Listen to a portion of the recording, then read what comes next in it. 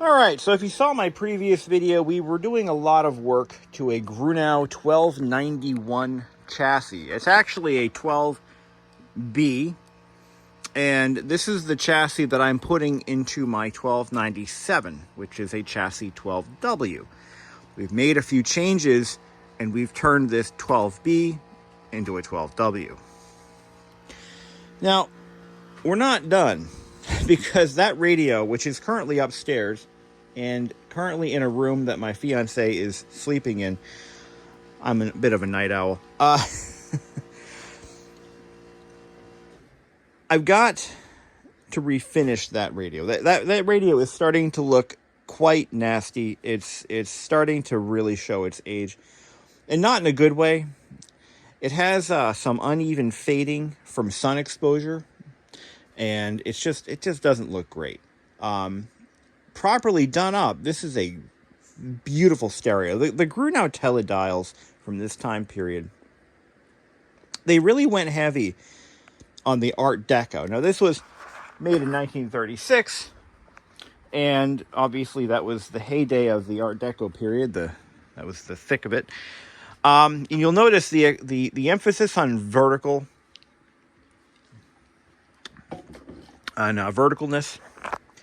the gentle curve of the cabinet on both sides. It's just a unique and gorgeous radio, in my opinion. Not the most elaborate, but that was the point. It was the Art Deco period. It was simple. The 1297 that I'm working on restoring is a little bit of an upgraded version of this cabinet. It has the larger speaker. It features a pull-down door that pulls out and drops down to cover the radio when it's not in use. But it's just a gorgeous radio, and I want it to look its best. Grunow made extensive use of veneer, as they all did, but the way the veneer was laid out, it really gave it some depth. Like, for example, they used a different cut of veneer for the top band, about top 2 inches, and they also did the same thing on the bottom. The 1297, this one doesn't have it, but the 1297 has an additional veneer band around, and I don't know what the species of wood is, but it also has this black edge on the bottom, which is normally lacquered black. So they're both very beautiful radios. This is the original Shirley Temple model. If you're familiar with the Grunow company, you'll know that Shirley, the General Household Utilities variant. Grunow's got an interesting history. Let's just leave it at that. They've been bought and sold over their very short lifespan. But this was the radio. This was the 1291, which is what this is the model that Shirley Temple was standing in front of in the print ad, and is what made the Grunow Teledial so famous for being the Shirley Temple radio. So the 1297 technically is not the Shirley Temple model. This is. So in some ways, I'd like to restore this one and bring it back. But unfortunately, that is not my plan. We're going to work mostly on the 1297, and I'm going to try to find a home for this. I can't just scrap this one. I had a 1291 prior to this that I was to be using for parts, and it was really rough. It had missing veneer. It just had a lot of damage. This one, on the other hand, that is not the original grill cloth, by the way. I looked up what it's supposed to be, and it was a really cool pattern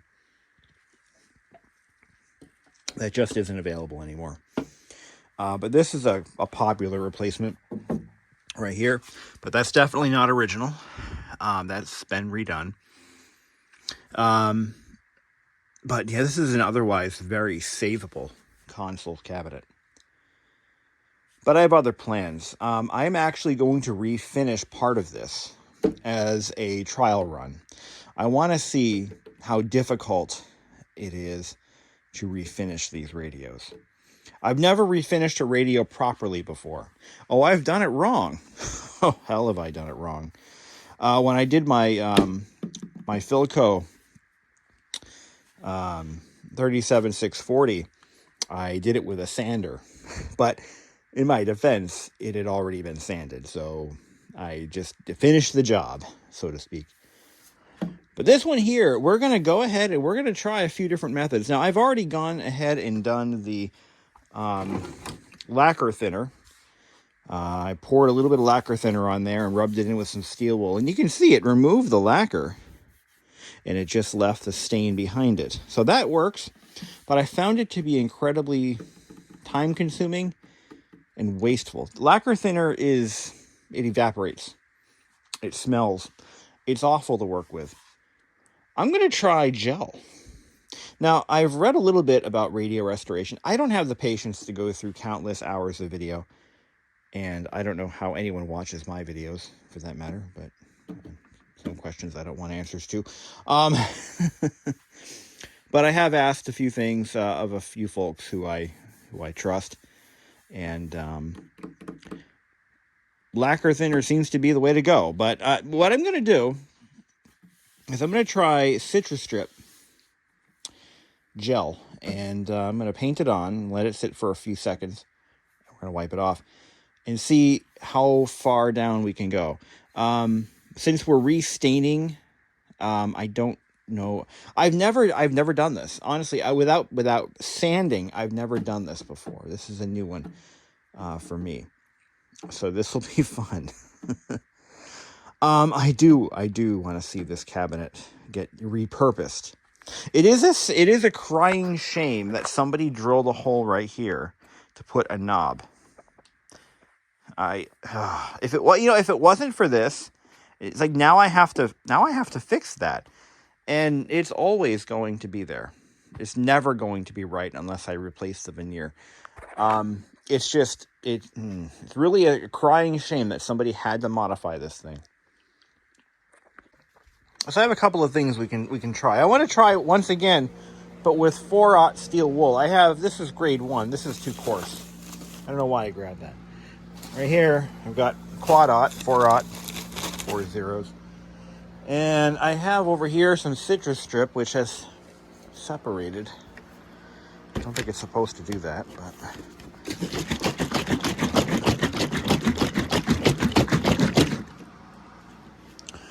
And we're going to apply that with a paintbrush. So let's go ahead and get some lacquer thinner going. You're supposed to wear a respirator, gloves, a mask, and all that. Well, I look at it this way. You only live once. That's not the right thing to know. So, what I'm going to do is I'm going to grab a tripod. So let's go ahead and let's get some lacquer thinner in there. I've got spilled it. So with the 4/0 steel wool, I should probably put this radio on the floor directly. So this is definitely taking off the lacquer. Actually, pretty easily. It's removing it quite nicely. Now it's getting all sticky. You see the lacquer is actually now causing the steel wool to stick to it. But it is taking it off.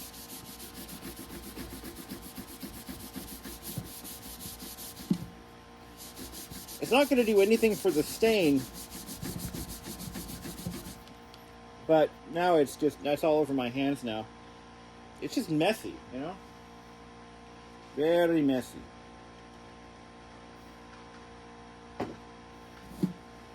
Yeah, probably should be wearing gloves, but you know. So now I got little fibers of steel wool stuck in here. And the stuff is already evaporated. I mean, it just goes so fast, you know. Sorry about the tripod work, guys. But, yeah, I'm not sure I like that. Why don't we try a little bit of this? We're going to use some cheap dollar store paintbrushes. And we're going to just apply this to the Now this stuff should effectively kill the lacquer. I mean, just annihilate it. It might even pull up some of the any wood filler. So this does add a little bit of work. If the set has a lot of wood filler, grain filler, or other things, it could potentially make for a lot of extra work. Because now we have to really go through and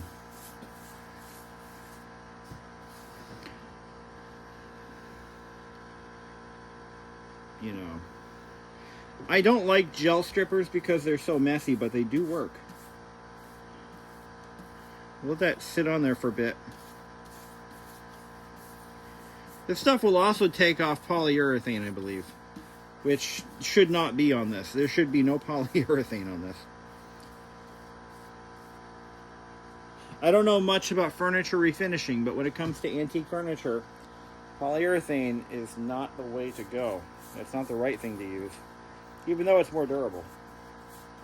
But it's not proper. It's not kosher. So this stuff should eat right through it. There's always power sanding the whole fucking thing, but heavens forbid I do that. That seems to anger a lot of people. No, if you're working on veneer, power sanding is the last thing. You aren't supposed to do it. And the main reason is it's very easy to go right through the veneer. And once you do that, game over, bed. Also, you can cause the grain. You can lose some of the fine details in the grain because those sanders are either they're rotating or they're vibrating. Either way, you're really supposed to sand with the grain by hand, and that's just as a final touch. Sanding it by hand in a progressive fashion is the right way to go. But picking up the power sander, no bueno. There's an exception though, and I'm being half joking here. But if you're going to paint the radio with latex house paint, it doesn't matter what you do. Doesn't matter what you use. If you're going that far with it. Oh, yeah. I've seen many antique radios on Facebook Marketplace, for example, that have like faux finishes on them done with latex, and it's just like, no, put down the paintbrush, Karen. You're drunk. Don't do that. So we'll just kind of add a little bit more. And this is gonna do a lot to help us, get it right down, at least to the bare veneer. Now, again, I don't know, and I'm gonna have to look into this. How do I better improve the finish? Like, I'm not getting through the stain. I don't think I'm supposed to. But I'm just, hey, I'm learning. This is how we learn. We're practicing on a radio that is not even getting restored. At least not by me. And that's how I like to do things. When I restored in 1830s or 1840s clock, I got this clock upstairs. And I made some videos on this, and I got shredded. Absolutely shredded by the clock collecting community. I had much thinner skin back then too. But they absolutely tore me apart. Everything I did was wrong. Wrong. Don't do that. You idiot. And it wasn't like constructive criticism either. I deleted most of the comments, but it wasn't even constructive. It was just people being assholes. I kind of took it hard. I did use a power sander. I didn't know any better. I used a power sander on it to get the not only, well, I had to piece together some of the veneer that was missing. I had to take another clock and steam off the veneer, and It was a process. It was a learning curve or learning process for me. So I used a steam iron. I got all the veneer off that I needed. All right. And was it ugly? Yeah. So I pieced the veneer on. I used the wrong glues. Of course I did. You're supposed to use horse glue. I used, what did I use? I used Tight Bond wood glue. I didn't know any better. I was just having fun. I did that. What else did I do wrong? I applied, like 30 coats of shellac.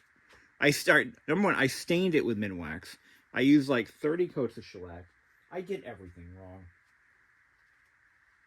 And I know better now. I know more than I did back then. Yeah, I think I've learned. I've come a long way, right? Where did I put that big bag of rags? Well, all right, I got this one. I'm just learning here. But you know what? Let me tell you something. While I did everything wrong, that clock, 10 years later, still looks beautiful, in my opinion. Oh, this is just messy. Messy, messy, messy. I don't like this. I don't like this. I don't like this process. It really angers me. This is not the way I want to do it. See, it just leaves a sludge that is hard to remove. And maybe that's where the lacquer thinner comes in. Oh, this is going to catch fire. Well, it's helping. But we're really not getting anywhere here because we're still down to we still have all this. Oh, this is such a shitty process. But anyway, that clock, as old as it is, as many parts from other clocks that I took to repair that clock, it still keeps perfect time. Perfect time. Oh, I mean perfect. It is one of the most accurate clocks I own. Every once in a while, during the change of season, change of humidity, you gotta adjust the pendulum a little bit. But that's it. That motherfucker keeps perfect time. 1845 is when it was made. Oh, this is just a mess. I'm not liking this. Did somebody put polyurethane on this at some point? It's definitely lacquer. I mean, lacquer thinner does eat it up, but this is not beautiful. I don't know how many buckets of rags I'm gonna need to go through to wipe all this shit off, but it's gonna be a lot.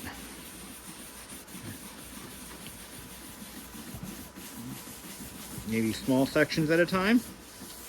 Yeah, maybe. I mean, you can see the rag is turning brown, and that's, it's picking up. It's picking up material. So this is working. It's just very messy. Yeah, that's bare wood right there. That's just pure stained wood. Anyway. So I'm not looking to achieve perfection here. I'm not in the business of restoring household radios. I do car stereos. That's my thing. And I do quite well with that. No wood, for example. No wood to refinish, thank God. This is all right. But I'm gonna go through a lot of this stuff, and I'm gonna probably get so high that I'll think I'm flying. But that's okay. That's all part of the process. Danger: extremely flammable. May cause flash fires or ignite. Good to know. So yeah, watch out for that shit.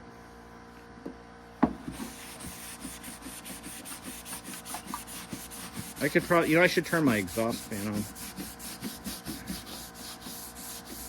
Well, it's still tacky, and we've only done a little bit here, so I'm not sure I'm loving this. Let's get a new rag. I'm gonna probably put these in a bucket and leave them outside the door. This is I don't want my house burning down.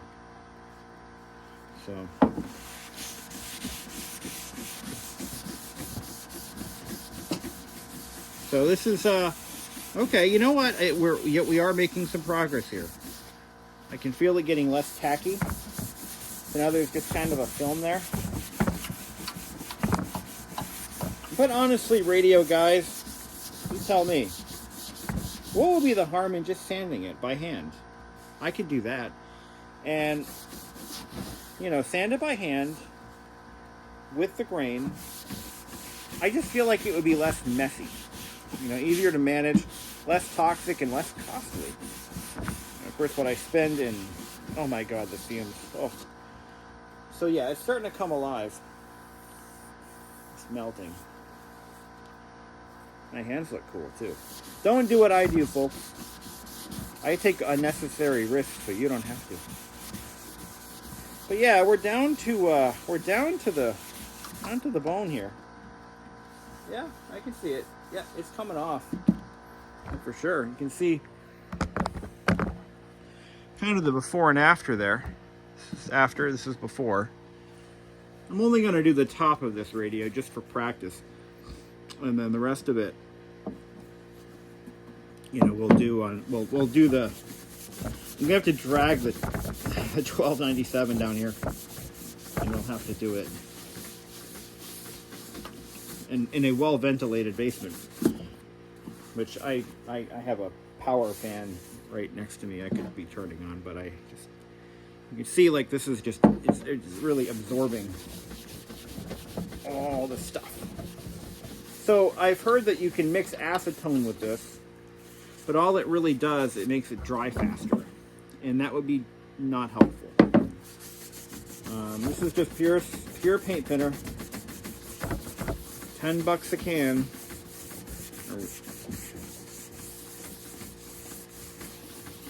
So,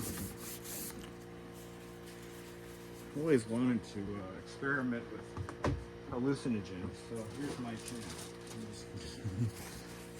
This is really bad.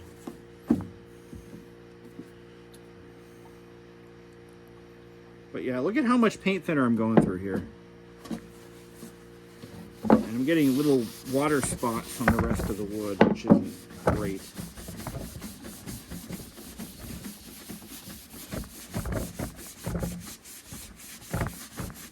Yeah, this is just, you know, it's going to take some time. You can see where the paint can has gone through the lacquer, and it left an impression. Let me grab some more steel wool, and we'll just kind of, you know, let's just kind of power through it here.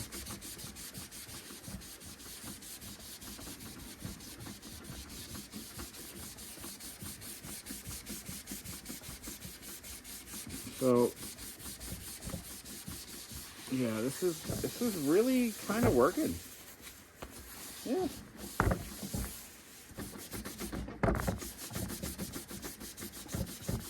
Go with the grain, not against it, son. You know better. Oh, shit. There goes the phone.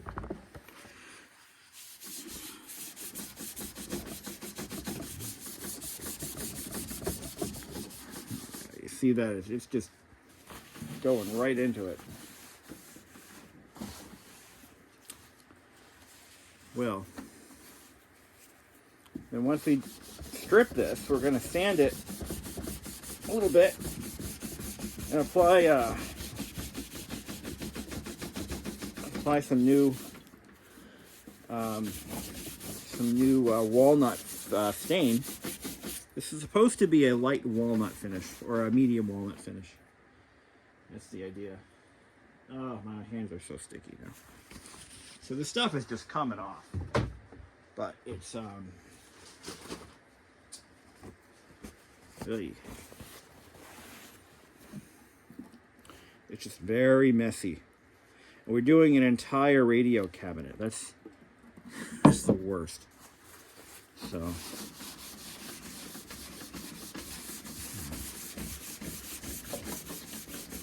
there we go.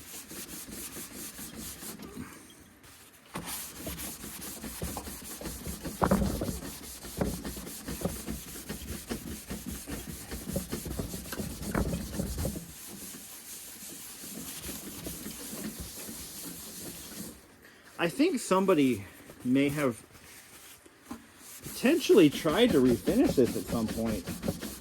It just feels like this is really on thick. So I guess you're done when your hand stops sticking to it. Yeah? I think that's the deal. So the citrus strip, I don't think is a good choice. Not for this one. But that's pretty much down to bare wood down there. All right, let me try to clean the rest of this up. I'm gonna get a clean rag and we'll do it again. So I gave it a few more passes with the lacquer thinner, and I got some. You can really see the grain. I mean, look at how beautiful that veneer is. It has kind of a zebra stripe going, and it's really starting to come back. Top of this radio is in beautiful condition. A lot of times these radios get water damage on the top, you know, because throughout the years, you know, when these became more of a decorative piece than an actual functioning radio, they got used as plant holders. You know, they'd put a couple of potted plants on here, water would drip through. Wasn't a good life. This is 220 grit sandpaper, and we're gonna go with the grain. Kind of smooth it out a little bit.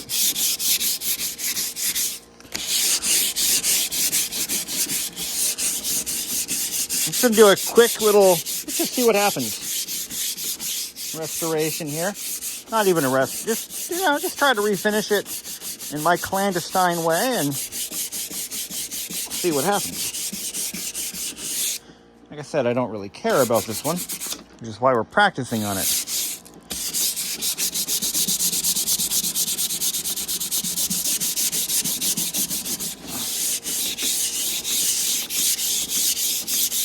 I just want to see what happens. I'm going to kind of sand the edges a little bit. These get a lot of chips over the years. They get chipped up. I go around it. Don't want to go too deep. Remember, though, any wood that's exposed, that's structural, won't take stain. There's a little bit of a water spot here. A little bit of water damage. Something was going on over here, and sand that out. And then what we do, shouldn't go with it.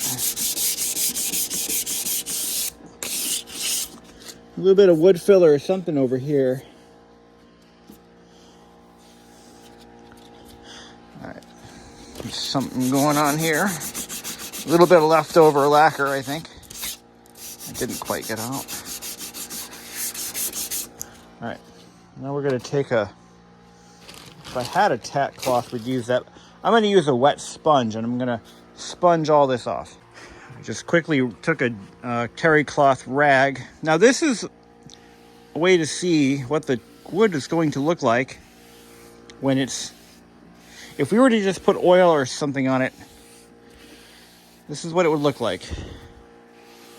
Put a little bit of water on. But what this also does is it raises the grain so that when we do our finish sanding with the 400, this is going to raise the grain a little bit. I actually learned that later in life from a middle school shop teacher that I work with. And I saw her doing that in the class, and I'm like, hey, I've seen that done before. Why do you do that? And she explained in front of her class that it's because it raises the grain. I didn't realize that. So if there's any fibers, okay, that are loose, it will raise them. So if we were to use a vibrating or oscillating sander, we would get little circle marks throughout the wood. You know how I know this? Because I did it. Bad news bears. Don't do that. Okay, so we're going to take some 400 grit. Now this is, again, this is not how you finish your radio. This is how I take shortcuts and get things done on a tight schedule because I have other things I got to tend to. But I don't have patience. Don't do anything I do. This is merely information or educational. This is merely entertainment. Don't take anything I do seriously. Seriously, don't do that. This is 400. I'm going to kind of go over it one more time.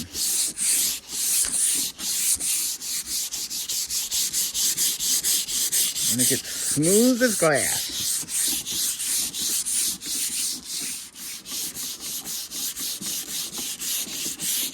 There are plenty of YouTubers who provide good, useful information.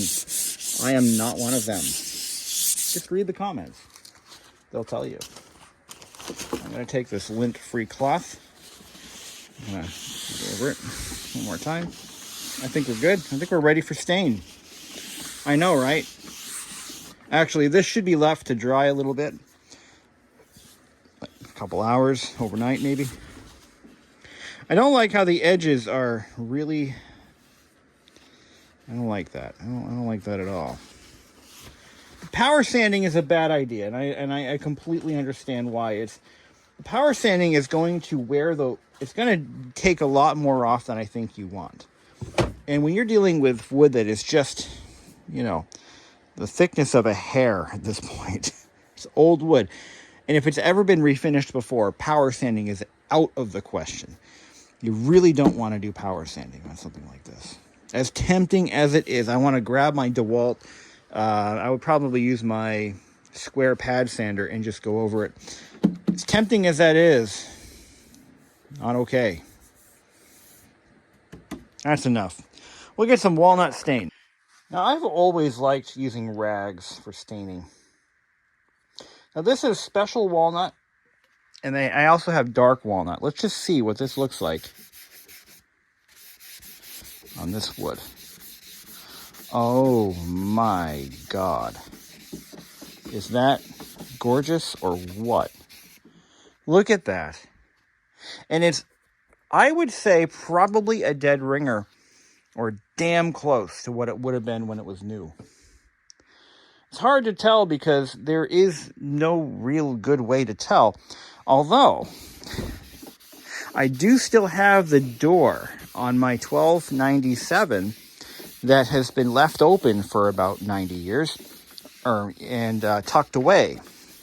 So we could actually compare this to the door on the 1297. Look at how gorgeous that is. Now you picture that with a couple of coats of clear lacquer. And you see we got a couple of areas where, okay, that veneer is wearing thin. You know, make sure we get those edges. But look at how beautiful that is. And this is a crappy job. Imagine what a good job would look like. Now, the camera's capturing all the mottled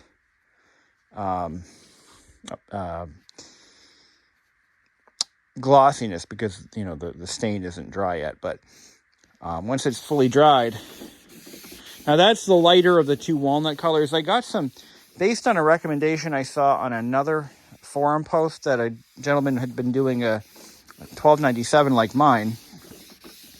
He said he used a darker stain, which was dark mahogany, on the speaker grill bars.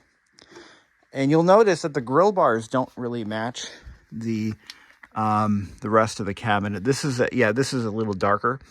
And so was this compared to this.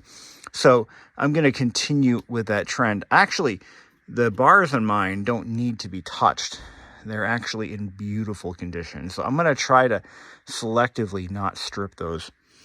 But you can see that in just about, half an hour, we got this thing looking pretty good. We stripped off the old finish through chemicals. And now this stuff, these rags are flammable. You want to be careful with these. You don't want to let them. They will auto ignite. So that's looking pretty good. Now, once that dries, let's give that a couple hours or a day or so to dry. We can put some clear lacquer on it and take another look at it. So probably do that tomorrow. But we're gonna cover this up. Also, a lot of folks tend to use, like, there's a lot of refinishing wood or classic and antique stereo or radios is kind of an art form in and of itself, with a lot of different opinions, ideas, methods.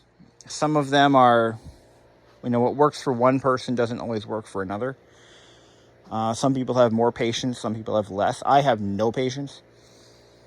So what I'm getting at is you're going to find, if you're looking up information on how to restore X radio or whatever, a piece of furniture, a phonograph, a clock, there's a lot of different ways. There's no one way to do this.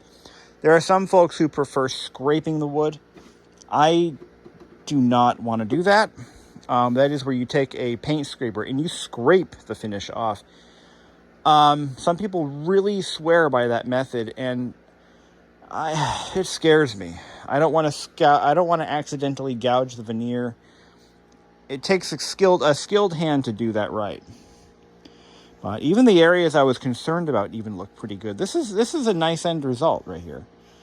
And again, once this is given enough time to really soak in, we'll give it a shot of clear lacquer and see what the look. But I love this. I love the veneer choices they made. Just top notch. There's a few darker spots here where the stain took in a little bit. There's a way you can block or control stain absorption. There's a pre-stain treatment you can use that might improve that. But I think once we get a gloss coat on this, it'll just go away. You won't even notice it, which I'm not going to do right now. I have to let this really dry up first. But you can see there's little kind of flat spots here and there that kind of pop up if you really look for it. I can't really get it on camera, but Grunow definitely takes their veneer very seriously. And there are some beautiful cabinets that have left their shops, but it depends on when it was made and what company owned Grunow that moment in time. But we're going to let these kind of dry. So so stain contains linseed oil. And linseed oil has been known to polymerize on its own with a little bit of oxygen exposure, or in the absence of oxygen, I think it is. And it can ignite. So you want to just not have buckets of rags in your house. Leave it open like this. Take the flammables away. But yeah, it can polymerize. I believe it's in an environment where there is less oxygen or less air exposure, or something to that effect. Or I'm confused. I've watched a few different videos and read some stuff about it, but it's a thing that can happen. What's in here? Oh, I got a can of acetone in there that I probably won't use. But yeah, this is going to look good. And then now that I'll have some experience, I'll have some ideas to what to expect. I can go back and we can do the 1297, and hopefully by that point I'll have a new home for this, and all will be good in the world.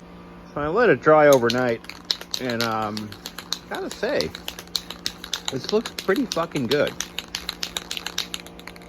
I got a can of Rust-Oleum clear lacquer from last couple projects ago, and let's go ahead and apply it.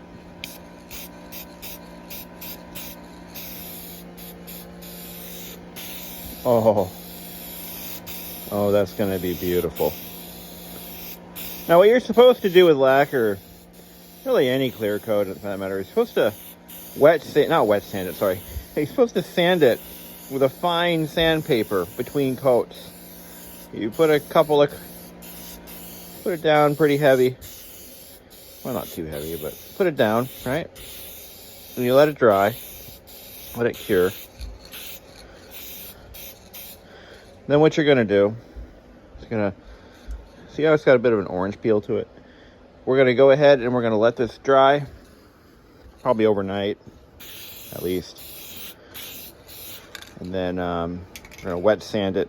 I keep saying wet sand. I'm not going to wet sand this, but I am going to sand it and then coat it again. But you don't want to go through it. You just want to do it by hand. But look at how nice and glossy that is. Lacquer actually does self-level pretty well when it cures. It is one of the best. I love working with lacquer. It's just so much easier than enamel. It's just the way it self-levels is just great. So I see that spot didn't get hit. Okay. And we're going to hit see, normally we'd be doing the whole thing at once. So we start at the top, we work our way down. So you would get better end result. That I can see a lot of orange peel, but let's see. And what that means for those of you who don't paint, orange peel is like that ripple effect. See it? Kind of like the surface of an orange. And that can happen. But it also can be sanded out and then recoated. And then at that point, it should level off pretty nicely. So we're going to let this cure. See, one little a little piece of dust. I didn't tack cloth this first, so yeah, be kind. This is just me screwing off, just trying to see what this wood looks like when it's been redone. I was actually looking for a semi-gloss lacquer because I don't want it to be high gloss. Or do I? I don't think I do. It's supposed to be kind of a semi-gloss. This should be high gloss. Yeah, it is. Okay. So, anyway, see what happens. And about half an hour later, the orange peel is largely gone. Still a little tacky, but that's lacquer for you. It does a nice job of kind of self-leveling itself. And we'll give it, I think, yeah, to achieve the nicest finish, I think we'll need to, in a couple hours, we'll give it a slight sanding and give it another coat. And this is going to be beautiful. So this one didn't look so bad from the get-go. I mean, the top of this radio was actually in pretty good shape. It's the sides that are all dinged as shit. The one that I'm working on restoring is not as bad as this. It's actually, the wood is in better shape. The veneer is way nicer. This one got banged up pretty bad throughout its life. I'm going to save that speaker. I'm not letting that speaker go with the cabinet when I find a new home for it. I'm going to keep that. Should probably keep the whole speaker board too.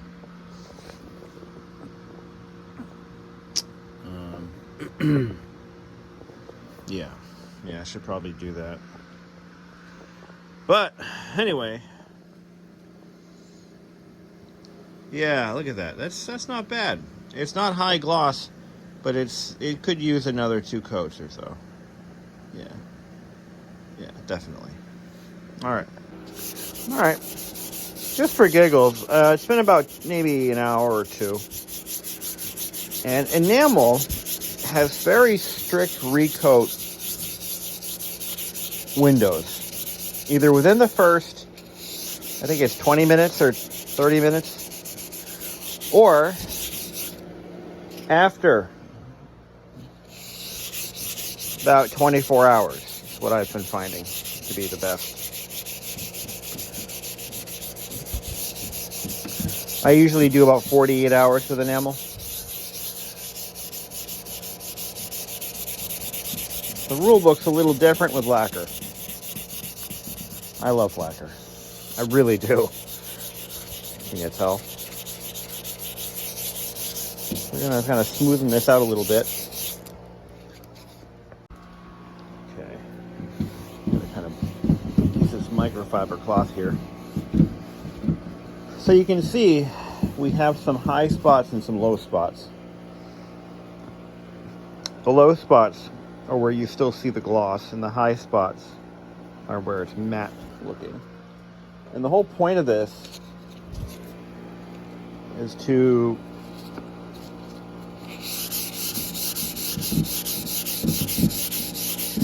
kind of shave down the high spots a little bit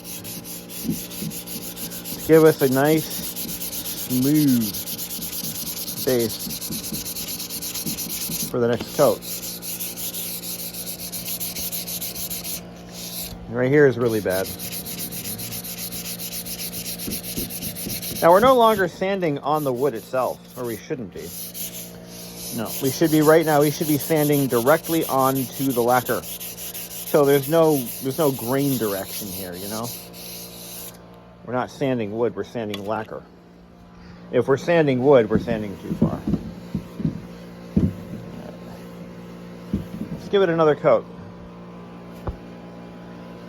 Now, again, I'm not a professional painter. I do this for fun. Some people do other things for fun. All right, here we go.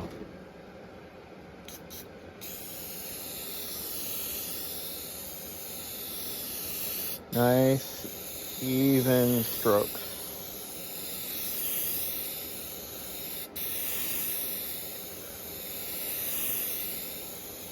Enamel's a little different. You have to really know what you're doing with enamel. Lacquer is just a little more forgiving, I find.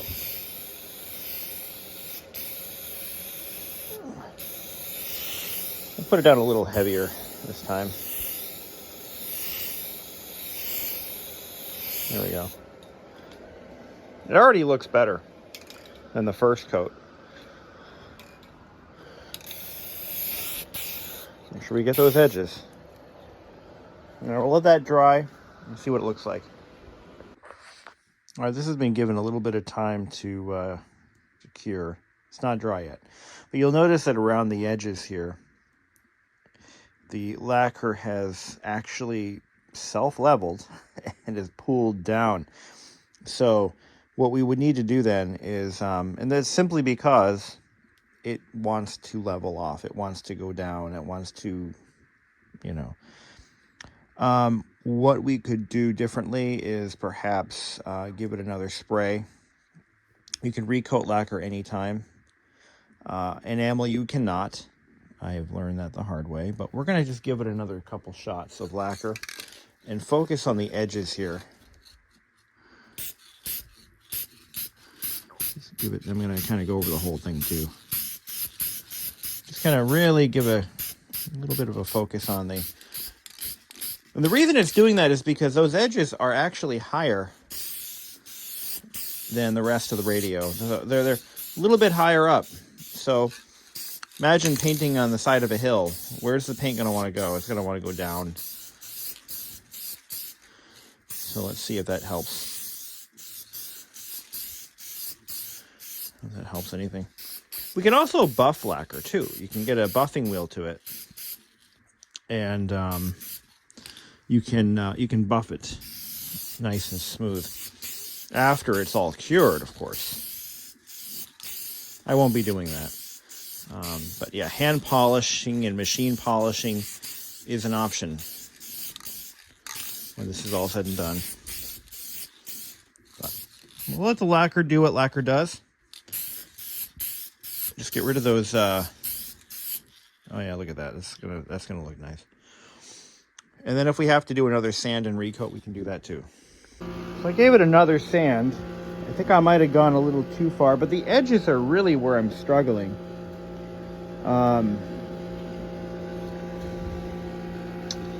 Seems to be the hardest part to fix.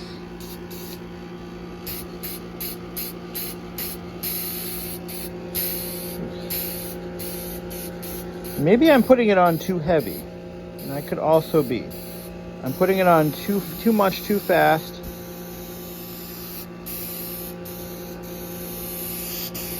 And I should be giving it more time to tack up in between coats. So I'm going to give that a try. I'm going to apply it a little bit lighter. All right. Pay close attention to them edges. But what's happening is the edges just keep sagging. It wants to follow gravity.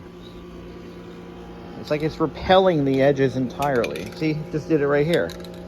You know, it's, I'm going to let this tack up a little bit.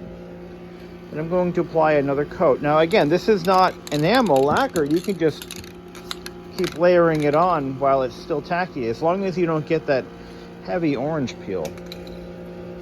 But this is coming out all right. I mean, I'm pretty happy with what this looks like. I'm not going to do the whole radio because I don't want to waste materials, but I also want to practice. Practice.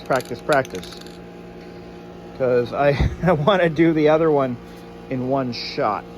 Just get it done, so to speak. You know, it just occurred to me that the reason the lacquer could be being repelled from the edges is that's where someone probably used a lot of silicone on this at some point.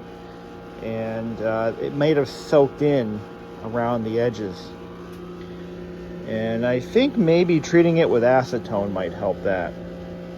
But that could be what's going on, because that's like the very edge of the laminate, or the veneer. And silicone spray, which we all have used from time to time, lemon pledge, would definitely cause something like that to happen. So when I do the 1297 console, I'll have to keep an eye out for that.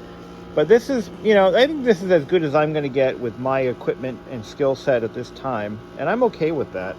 This doesn't look bad. I did give it a tilt to see if, you know, just see what happens. My orange peel seems to be inevitable, and you can buff it out. I'm not going to go through that step though. I mean, it's really, let's just be realistic. I'm not going to do that. But anyway, so that gives me, I think I've got a plan for what's going to happen to the 1297. I think I know what my plan of attack is going to be. I'm going to use a lot of acetone, and we're going to strip that son of a bitch down to bare wood. Where the real heavy wear is actually on the, let me show you. So the finish on this one isn't that bad. Actually, it's remarkably nice. But here's the problem. From here, there's like somebody tried to refinish this at some point, and they only, or whatever, I don't even know what happened. But from here up, it's beautiful. From here down, it's just faded. So the stain or whatever finish is on here has completely lost its color. If you look at the dial face area, you can see that the finish is gone in a lot of wear spots. The real sad part is it still has its original indications. I mean, it's really a shame that it's like it's almost there cosmetically, but not. But here is the that cover. Now this is original finish. I'm gonna leave it alone. I don't know. I'm gonna have to, what I'll probably do is clean it thoroughly and try to recoat it with lacquer, so that the finish matches I almost don't want to do anything to it, but I just feel like I have to. Maybe we leave it alone for a while. You know, maybe we give it a year. Because even though I know I can refinish this and make it look really nice, I almost don't want to mess with it. I just got a new grill cloth. This grill cloth was applied very improperly. It's stretched where it shouldn't be. It's crooked. So this just showed up in the mail. And it's a Zenith pattern. I believe I got this from, I forget which one. There's two major websites where you can get, two major suppliers that sell grill cloth. And I don't recall which one I got this from, but this is the pattern I'm going with. The original pattern was a very Art Deco horizontal blocky pattern, and I couldn't find anything like it. But this would look nice, as long as we can keep the cats away from it, which hasn't actually really been a problem because there's not a lot of surface area for them to scratch. But you can really see, you know, when the sun hits it, you can see where it's badly faded in some spots. And this lighting, it really doesn't show it, but I just love the style of this cabinet. It's beautiful. It's even the top is amazing on this thing. You know, and you just throw a little bit of Old English on it and it shines up for a little while, and you know, maybe that's not the best idea, but anyway, so I'm going to work on that next. But we have a working chassis now. I'm going to also take the speaker out, and I'm going to treat it with Aleene's fabric glue. There's a method where you take some Aleene's fabric glue and you mix it with water it down. I think it's 1 part glue to 3 parts water, and use a paintbrush, and you gently paint the entire speaker cone with it. And what it does is it rebonds. It soaks into the into the paper, and it rebonds the fibers back together, so that you minimize the risk of the cone disintegrating. And the cone in this speaker is in great condition, but I do want to preserve it, and I'm hoping that this is the way to go. I'm going to practice on the cone in the other console first, see how it takes to it. And if it's positive, then I'm going to do this one. But it's just a little bit of insurance for, you know, preventing it from disintegrating in the future. I do want to refinish this, but you see when I was referring to the veneer at the bottom. So unlike the 1291, the 1297 has a strip above this gold band. Okay. And that is, yeah, I mean, it's almost perfect the way it is. I'll never forget, John Bachman had asked me, well, he didn't really ask me. Maybe he was just throwing some ideas out. When this was sitting in his shop, he's like, I was thinking about refinishing it. And I was like, oh my God, no, don't. It's beautiful the way it is. And he agreed with me, and he didn't refinish it. But, I'm just not sure how far I want to go with this one. I don't want to make it worse. But you can see when the light hits it, it really does show some of those imperfections. Something happened over here. I don't know what. Yeah, right here. Again, it looks like somebody did try to refinish it, or did a partial refinishing at some point and never finished the job. There's really only a couple of scratches and little dings in the wood, but it's not bad. It's not bad at all. So anyway, stay tuned. Yeah, that definitely did not work. See, so it's not gravity that's doing it. It's more than likely silicone, I'm thinking, causing this. So the silicone spray that you use, like furniture polish, you can use Old English, which is basically, I believe, tongue oil. But don't ever use Pledge on your furniture. Just you know, anything like this. Pledge is fine if you've got a piece that is polyurethane to death. But what it does is it soaks into the pores, and it causes the wood to reject, lacquer at least. And it did it all around the edges here. Doesn't seem to be a damn thing I can do about this. What I could do is take a buffing wheel to it, though, and we could probably buff it smooth. It would probably blend it in a little bit. But I think if I do the 1297, I will actually, I think acetone removes pledge from the surface. I think it does. I'm going to look into that. But the rest of this looks beautiful. I mean, yeah, it's got a little orange peel, but not like it did before. And this is many sandings and many recoats. So I think this is going to be the way to go.